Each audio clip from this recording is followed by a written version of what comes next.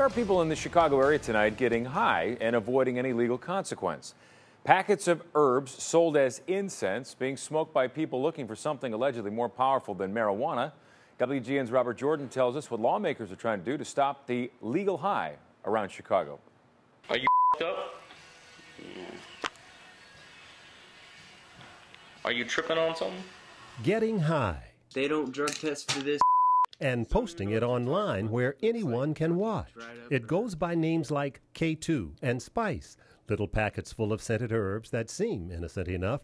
That is until they are sprayed with a man-made chemical, turning it into something apparently more powerful than marijuana. People who are using K2 are volunteering to become human lab rats. Bruce Talbot is a kind of self-proclaimed drug expert. He's a former Woodridge cop who travels around the state teaching about these designer drugs.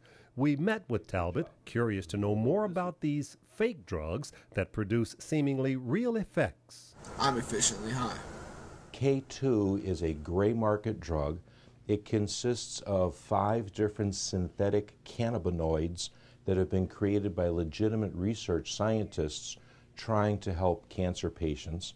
But this research has been hijacked by the illegal, illicit drug manufacturers to create these new gray market drugs that are being sold in rather questionable stores. So we sent our producer to one of these stores on Belmont and Clark, where there are several head shops that sell smoking paraphernalia. We wanted to see just how easy it is to get a legal high. I am looking for, and I'm so bad at this, K2. And they go, oh yeah, and they reach into the counter and present it. The next thing I say is it really good stuff? And they'll say, oh yeah, you'll really get off on this. So the obvious intention here is to use it as an intoxicant. It's not being used as a room freshener.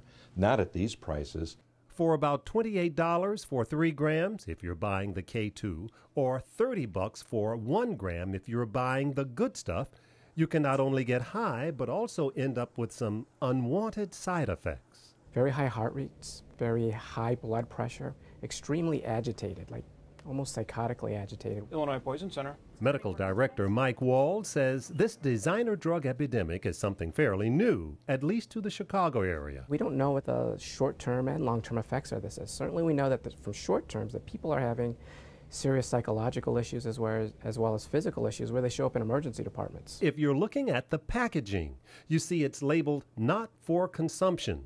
Store employees sell it as incense or potpourri. And the employees did card our producer. You have to be 18 to buy it.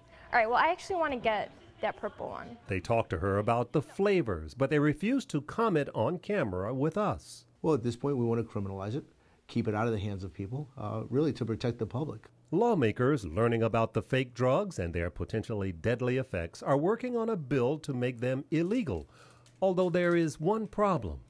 You make one little tweak to the chemical, and you have designed another legal drug. So the case law has to be adjusted as well. Whenever you're dealing with synthetic chemicals, we almost have a cat and mouse game.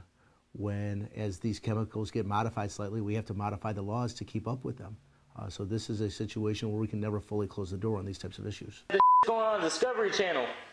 The effects of spice. Robert Jordan, WGN News.